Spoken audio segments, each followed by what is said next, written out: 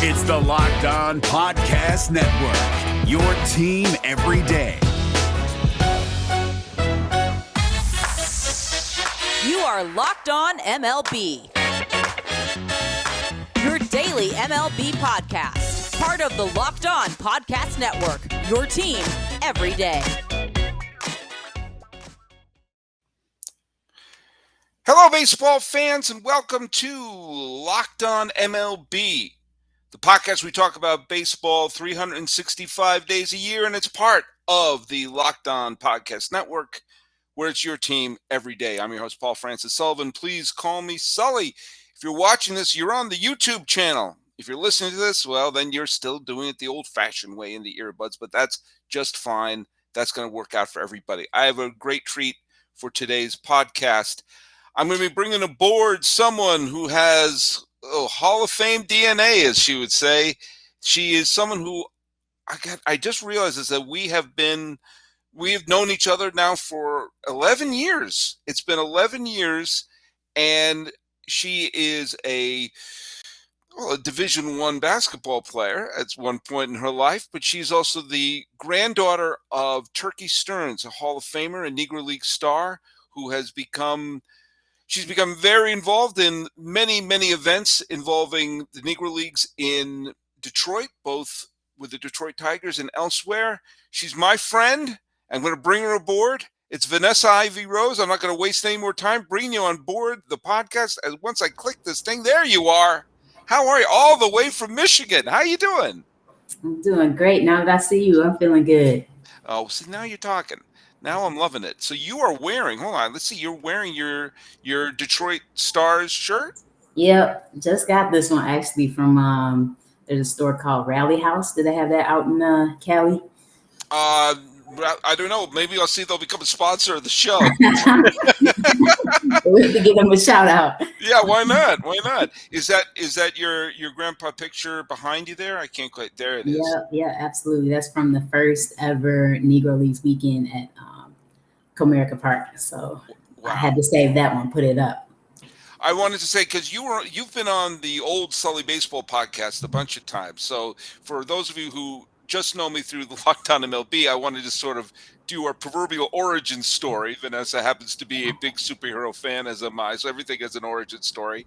And our unusual friendship has a strange origin story, which is when this is before I podcasted. I only was doing the blog at that point, and I wanted to write a Thanksgiving blog post, and everybody does the same lame, what are you thankful for, blah, blah, blah, blah, blah. And I decided to try to do something different, and I tried to see was there ever a player named Turkey. And I knew about your grandpa because I had written a blog post about the best 25-man roster of the Negro League stars who never got to play in the majors. So that would eliminate, Satchel Paige wound up playing eventually, and Lukey eventually started playing. But like your grandpa, Cool Papa Bell, Ray Dandridge, who should have played in the major leagues. He had a chance. He should have been on the Giants at 51, but I won't get into that right now. And so I remembered your grandpa, Turkey Stearnes. That name stuck out, and so I wrote a big blog post saying, a tribute to Turkey Stearnes on Turkey Day. Boom, sent it out there. And I happened to get a response from someone who said, that's my grandpa. And ever since then, you and I, that was in 2010, if you'll believe it. 2010. Feels like yesterday. I know. Sometimes it's, I like to think we look exactly the same, but I still have my hair. It's a little grayer than it was in 2010, but I still have my hair. So I was gonna say you look younger. Well, I'm using 15 filters, so let's get down to it. I'm using everything but the cat filter on me right now. But and so you told me that you stumbled across my blog post, and you and your family, and I think your grandma was still with us at that point. Was. Absolutely. And so we've been in communication ever since. So ever since. Yeah. It was meant to be. It was meant to be. It was meant to be. You didn't even know the love of your life at that point, did you? 2010. Yeah, I didn't know. Oh, okay, you didn't know she was. Yeah. Okay, so I just wanted. I didn't mean to step on anything there. I was trying to put it a. Well, let me put it this way: my kids were in elementary school, and now they're starting to apply for colleges. So let's just get to. Wow. They have beards. My kids have. Oh, no way. No way. Yeah. Well, you're my Facebook friend, so I'll forward you. But for those of you who don't know who Turkey Stearnes was, Turkey Stearnes played for decades, and he had a long career. And thank goodness BaseballReference.com, the single greatest website in the history of the planet Earth, has the Negro League stats in their database as best as they can fill them out, because they didn't always have the best record, the scorekeeping at that point. But he played for 18 years for several different organizations, but mostly for the Detroit Stars, and was consistently putting up, 15 to 20 home run seasons when they only played 70 or 80 games, and was looked upon as a classic five-tool player of his time and one of the elite players in the 1920s. So he should have been playing against Rogers Hornsby, Babe Ruth, Lou Gehrig, Jimmy Fox, all of them. Yes. And they should have been playing against him. Right. So, and he was posthumously elected to the Hall of Fame in 2000. And I know you told the story in the old podcast, but please tell it here. When your grandma, his widow, got the news and got the news that he was getting into Cooperstown, as was rightfully so. Tell the story about the day that you found out about that. And she was so elated. She had written so many letters for years, for decades, really. I didn't even recognize that she was doing that because I was, 5, 6, 7 years old, and she was writing these letters, and she had even been writing them before then. And when I was 16, actually, is when he was elected into the Hall of Fame. So I remember my mom actually had said, today might be the day that you get the announcement that will come over the radio. It's like an AM station. I can't remember which AM station it was. I think it was 750 or something. I can't remember. I need to look that up. But I'll hold you to whichever one you said. Yeah. They don't sponsor us either. Yeah, it was like the main radio station we always listened to in Detroit. So I think it was 950. But I was taking driver's training at the time. And so she told me, it'll probably come on between 5 and 6, maybe around 5:30. And I was like, I'm not gonna say anything to this instructor that I have, because he's pretty strict, and so he wants you to keep it at 10 and 2. He wants you to focus 10 and 2 and not screaming at the radio. Right, exactly. So we never had the radio on. Anybody that was in the car, we were like not even talking, because we were just so focused on driving, and we were all a little bit nervous, because we were young. And so I remember driving, and I was like, I looked at the clock. I'm like, time is getting close. I should probably just ask, just go for it and see, And I asked him, could we turn on the station? And I explained the whole story about who my grandfather was, how he played baseball. He might be going into the Hall of Fame. And he just lit up. That was the first time I saw him actually smiling and, enjoying it. So I'm like, man, maybe he loves baseball too. This is great. I should have brought this up earlier. And he's like, yeah, we got to turn on. Let's turn on right now. And literally 10 seconds after he turned it on, they made the announcement that Granddad was actually going into the Hall of Fame. And I just remember, a tear coming down. I'm trying to, just hold it together and continue driving or whatever. But he was like, wow, that's your granddad. And he was clapping. He's so excited. It was like this very stoic guy came alive, But when I got home. Did he pass you, though? Did he pass you? Yeah, oh, yeah, definitely. Like, I tell you, I had to have it, because I love that story, because you always think of it going like you're all gathered around the phone, or you're hugging your but no, you're in a car doing your driver's test.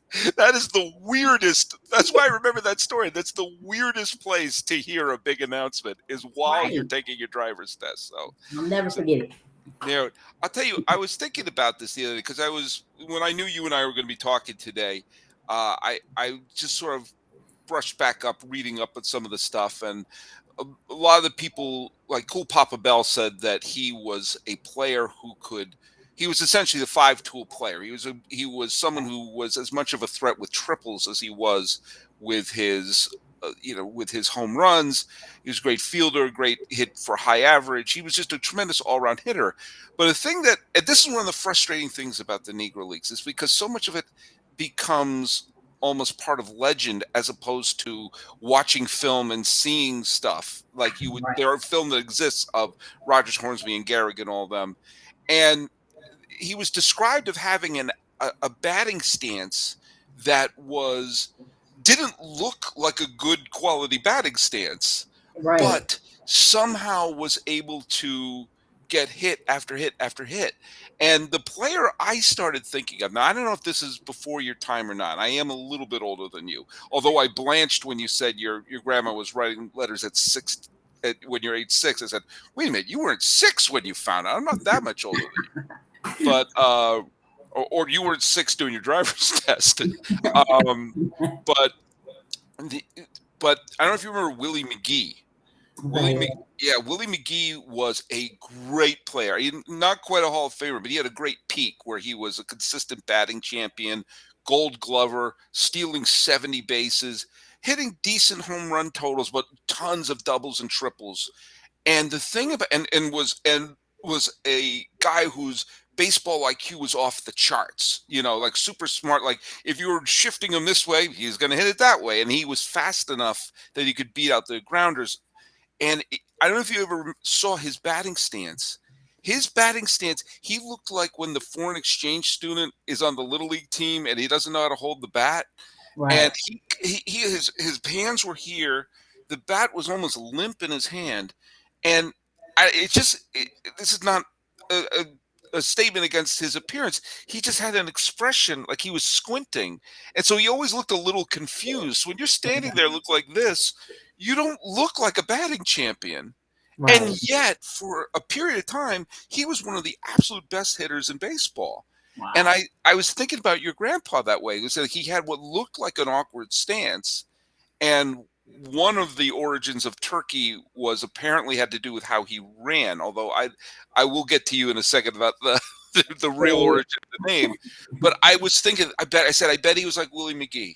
I bet he had an unusual stance and that his feet were apparently pointed towards each other and had a weird swing that then, if you ever saw Willie Mcgee hit, he would drive these balls into the gap, and he was so fast they were a triple, or sometimes he would pop them out. And I started thinking about your grandpa. I said, I bet he was like, and believe me, Willie Mcgee at his peak he won the most valuable player in '85 and was a great player for a period of time there. Nice. But it's just sometimes, and it's like that in every sport though, right? Where you have people who just do things that are just not mechanically the way that we teach. But then they can just really, if it's working for them as a coach, I'm always like, you know what, that is your form on that shot is not looking, exactly how, we're taught to teach you all, but at the same time, it's working for you. Sometimes just don't change it, Now, Vanessa is referring to the fact that you coach basketball. Right. And where do you coach your basketball? So I was coaching at Bluefield Hills High School. I was coaching as an assistant for the boys. We'll see what's going to happen with COVID here this year to see if I'm going to continue coaching. But we actually won our league last year, so that was there you go. Pretty fantastic, with everything else going on. So to be able to pull that out, very, very proud of the boys.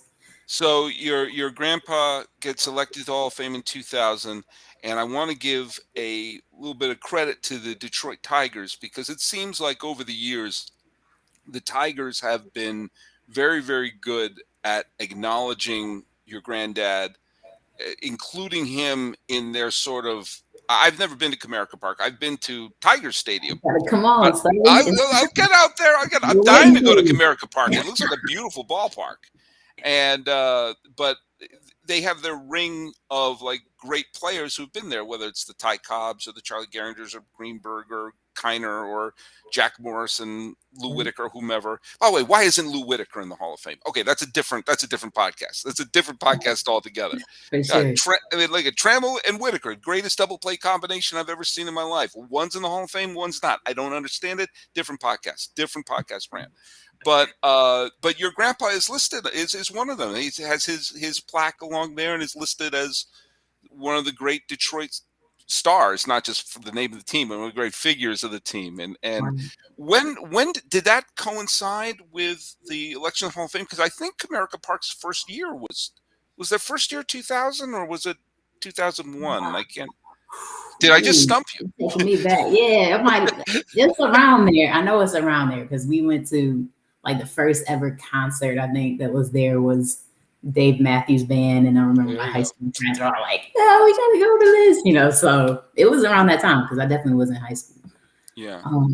But the plaque unveiling was shortly after, Comerica had opened, and my mom had actually contacted Dave Dombrowski at the time because he was the Tigers GM back then, and she had told him, it only takes one person to make a difference, and I believe you're that person. And in addition to explaining, his history and how he had been, not honored as the rest of the Tigers had been honored, and the things that he was limited from receiving as a result of, passing away in 1979 and not being inducted until 2000. So, Dave Dombrowski took it seriously. I think he took it to heart, and he showed us that he really cared, and Mike Ilitch.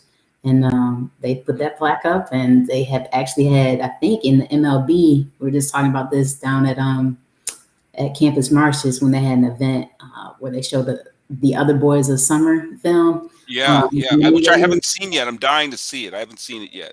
Yeah, it's good. It's definitely worth watching. And they were discussing the story of how that movie came about, and they had the director there, and Craig Monroe was talking about how the Tigers have been one of the teams to continue celebrating the Negro Leagues weekend more than any other team, I think, in MLB. So we were happy.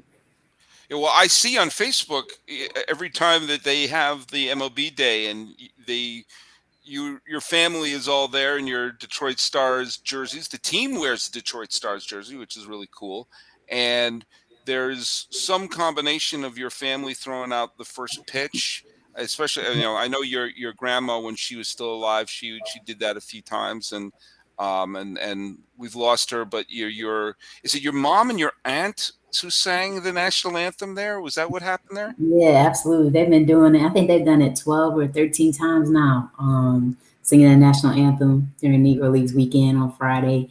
And they are, I'm sure you've heard them. They can blow, as we say. It's not you can sing, it's you can sing. They can sing. That's all, but that's a tricky one though. You can't fake your way through that one. If there's a couple of notes you've got to hit on that, and it's different than like someone who could just sort of mumble their way through something. You're saying, okay, we're gonna hand the mic to you. You got to stick the landing. It's as much like gymnastics here. You got to make sure you Rocket's red glare. If you're messing up there, that's a bad sign.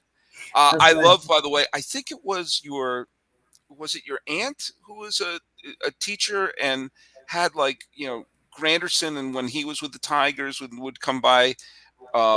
Your aunt strikes me as someone who does not really care what people think about things, and that's right.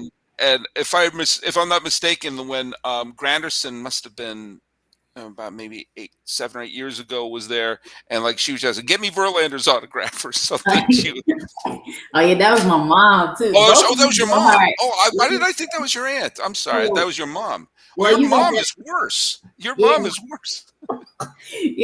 My aunt was the one who did the stuff with Granderson, and he came to her school and all that stuff. And my mom is just like, look, let me get Verlander. I want to talk to him. I want to talk to Maglio. She's dragging me around the field. I'm like, Mom, we got to get off the field now. They want us off. She's like, I don't care. She's like, this is our day, So, and it was fine. Everything she wanted, she got it. So I guess sometimes you do have to just be a little more outspoken and go for it. So she's all right. I'm gonna just say you got to tell what you got to tell what happened on the elevator. Because it was just this. What was it? Was it this last week or the week before? There was the Negro Leagues game at the week before. America.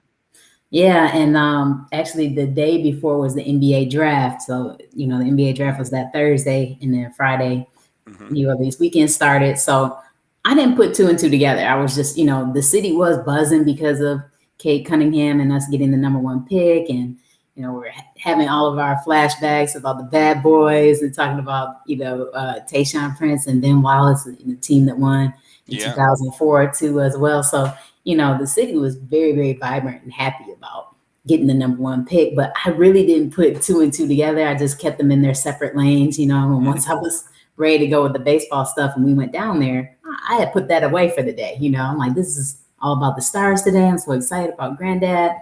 And so we're getting ready. My mom actually was throwing out the pitch and she was going to be singing. So, wow, that's double duty there. Exactly. So I'm trying to help her with that because she's like, let's practice throwing the ball. Wait, you're helping with the throw. I thought you were helping with the singing. I was like, oh, yeah, no. I'll leave that to her. I was about to say, no offense. So leave that to your mom. But I guess because of COVID, they weren't having the players catch the ball. So normally they had the players catching, but so she was like, will you catch the ball for me? I'm like, absolutely, I'll do it, But she wanted to practice before we went down. I'm like, Mom, we don't have time. Let's just, stay focused on getting down there and whatever. So we get on the elevator and they're taking us down and we stop and the elevator opens and there's Kate Cunningham right there in the entrance. I'm like, mask on, but mouth wide open. So, and so, my family, they're not shy. So Auntie Roz your family is many things, but shy is not one of them. Okay. So what does she do? Come on. What does she do? Well, Auntie Roz was next to me. So she starts yelling, hey, Kate Cunningham, and she's like, welcome to Detroit, and everybody started cheering. And we thought we were just going to go down to the field and the elevator doors would shut. But something happened. They were talking to him and he ended up getting on the elevator with us. And so when he stepped on, my mom was right next to him. And she goes, I want to touch greatness. So she takes her finger out and touches him like that, and everybody just busts out laughing, and Mom's like E.T., just sort of touch her with a finger there. Right. There was no blow. Exactly. It's just one finger, Yeah. And so he looked at her and he laughed and she's like, you don't know who we are yet, but you will. We're going down to the field, we're Turkey Stearnes family and all stuff. And he's like, oh wow. So he gave her a hug. So, again, my mouth is wide open. Like, oh, now she's really touching greatness. Right. I'm like, oh my gosh, So when we got down to the field and she actually threw the pitch out, it ended up bouncing a little bit and it took a funny hop and I just missed it with my glove. Like I didn't get the glove all the way to the grass. And you gotta be like Pudge, man. You gotta be like Pudge. You gotta block that pitch. I know. Pudge Rodriguez is shaking his head at you. Trust me, I have not heard the end of it yet, so I regret. I just dove on it, What if a runner was at third? Exactly. I just didn't expect it, and so it rolled back and it went right by Kate Cunningham when he was getting ready to walk past. So, I'm trying to hustle to the ball and get back so we can get the picture taken and we can get off the field and all that. And so I ended up just like walking right past Kate Cunningham, picking up the ball, and then going right back past him again. And you didn't grab him. You didn't grab him like your mom would. I didn't grab him. I'm like, that was my time to say something. That was my moment. And what did I do? I'm just, saying, "Dang, Mom," under my breath, trying to get this ball, and getting back to the field. So it was a funny story, but I've had those moments when there's a celebrity that I really love and respect, and I'm like at a moment where like, what should I say? What should I say? And then it just completely scoots away. I'll tell you the story off the air about how I was in a men's room with Liam Neeson.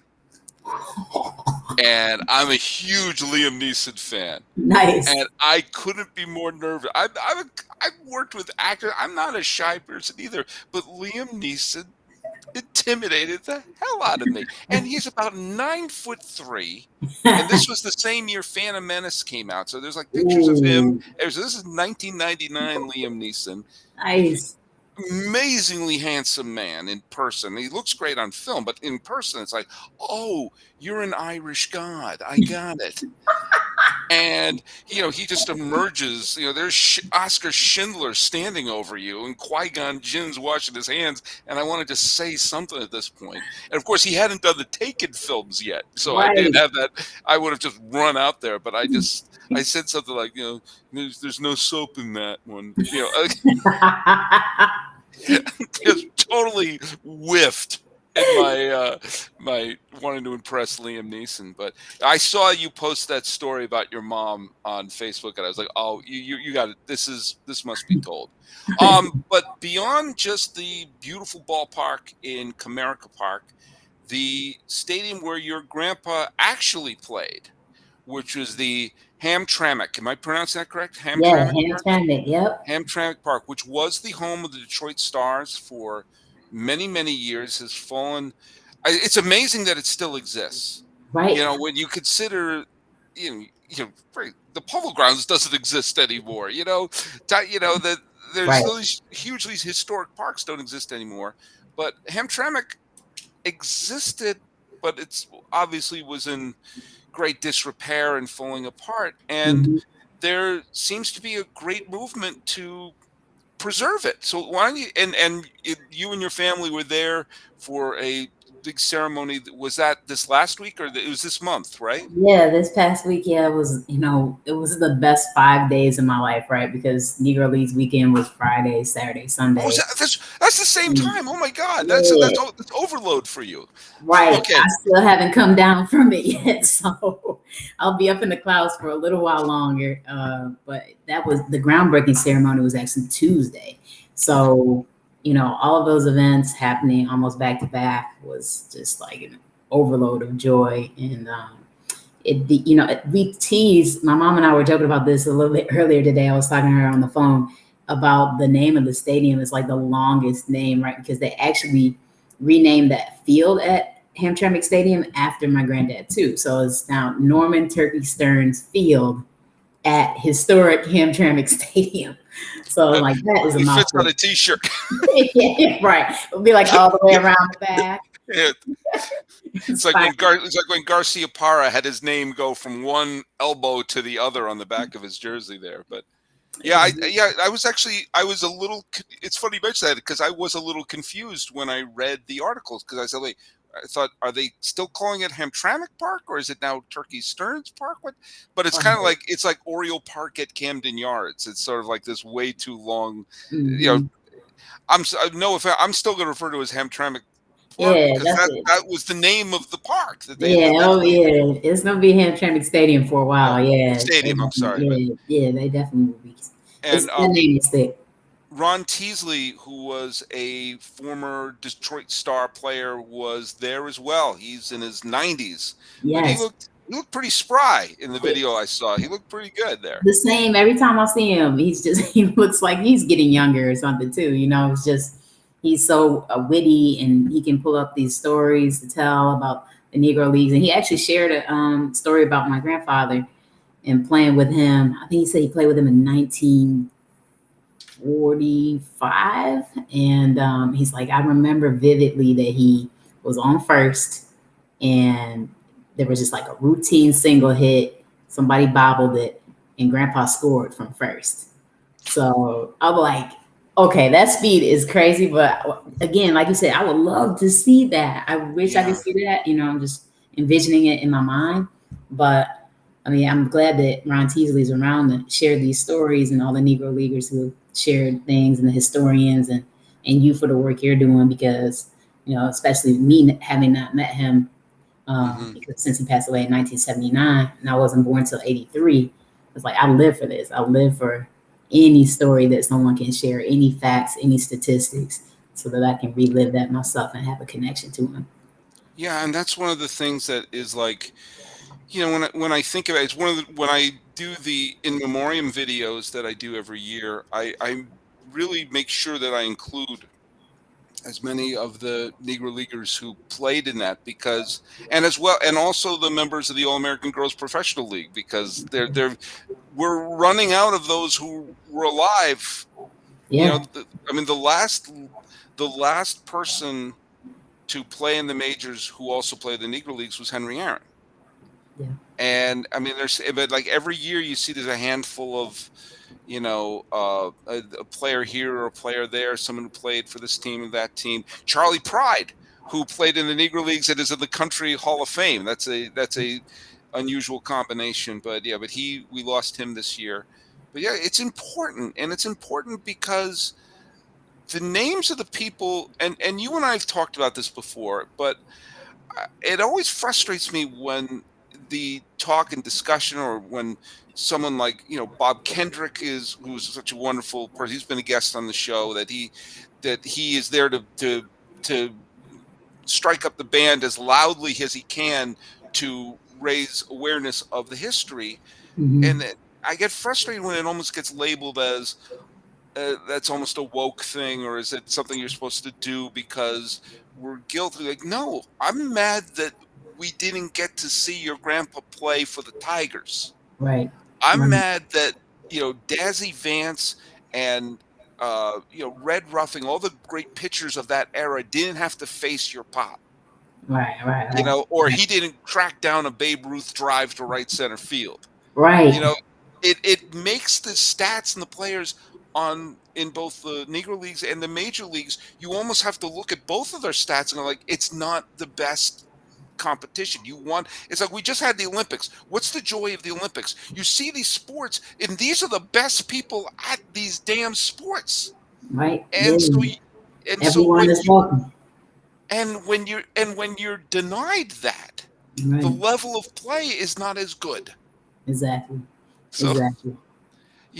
I would love it. I mean, because the players from that era, Garrick and Ruth and Hornsby and Greenberg played in the 30s, and he is as much of the Detroit history as anyone else. They'll show clips of him. There's film of him in the 35 and 34 World Series while your grandpa was playing. Right. And that's the greatest what if in baseball. And it's agony. I'm thrilled that people like Bob Kendrick is doing what he's doing with the Negro League Hall of Fame Museum in Kansas City. Have you been there? Have you met Bob? I haven't been. My mom has been. So some of my other family members have been. Mm-hmm. That's the next place I want to go when we feel safe traveling again. That's on the list. They're in Paisley Park, Prince's mansion. So. Okay, well, yeah, there's a couple places I need to check out too, but that's for Locked on Prince, which is a very different podcast. But I don't think I'd be the right person to host that one. I knew we were going to go some places, and it's important to go some places. It's important to talk about stuff. This has been a rough couple of years. Yeah, it has, and actually, that's to touch on your point.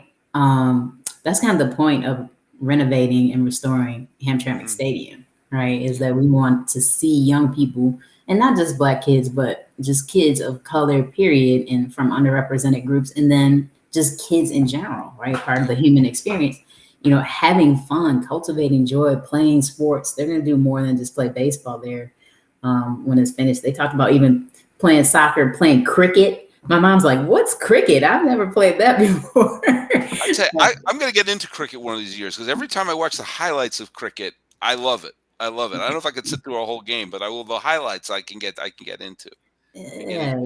I'll tell you, though, this is why baseball is the greatest sport for kids. I will absolutely no compunction saying that. And I was a Little League coach for a couple of years, and I can tell you it's the greatest for this reason. If you have youth basketball and you have one kid who's really good, they're going to get the ball the whole time. Youth soccer, you have 3 kids who are good, and the rest of it are a bunch of people just wandering back and forth. Okay? Right. In baseball, whether you are a whether you're a budding Barry Bonds or you're a schmuck who could barely pick up a bat, you get your turn at bat. That's right. There's a point where everybody watches you.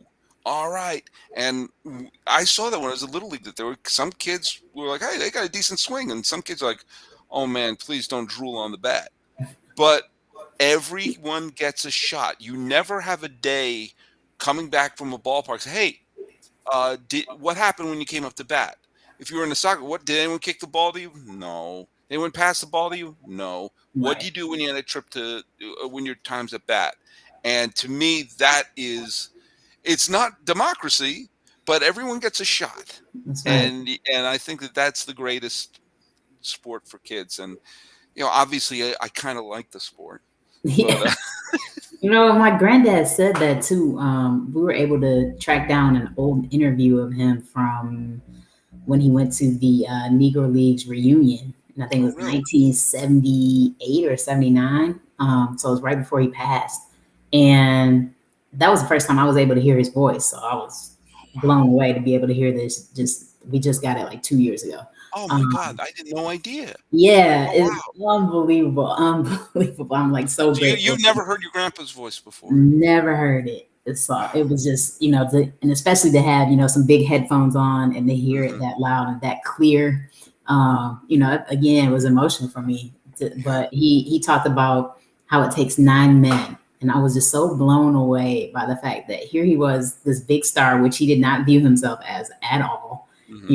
Probably never probably thought about the Hall of Fame or having a field renamed after him or any of these celebrations, And he's talking about how it takes 9 men to help elevate that one person, so that people can see their skill set. But they wouldn't even be there at all if it weren't for the other. So I'm like, wow, when you say that, it just really rings true because that's what the game is all about. And I'm glad that someone like him, and I'm sure many of his teammates felt the same. Well, look at that. I have the same mindset as your grandpa. Yeah, look at that. Hall of Fame DNA. Okay, before I let you go, tell people about Hall of Fame DNA.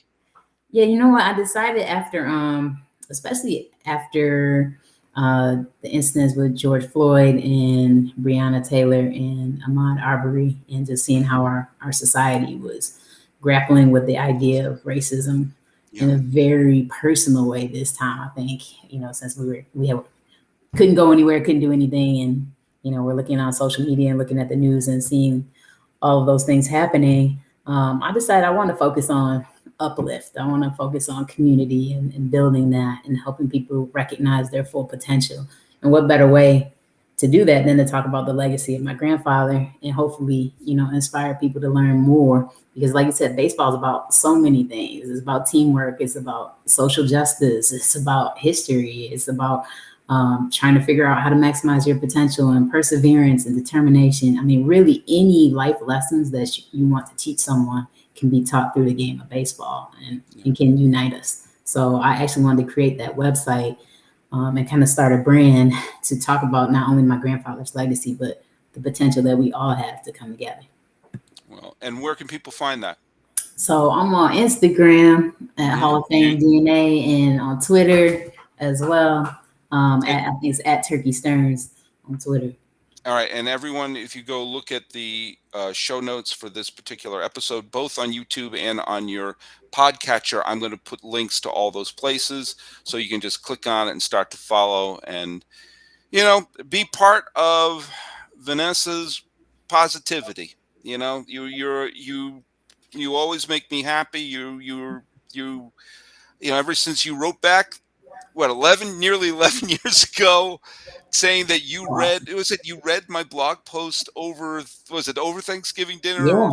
So I was so moved by that, and here we are all these years later. Here we are still talking, and I'm thrilled that your family is still getting recognized by the Tigers.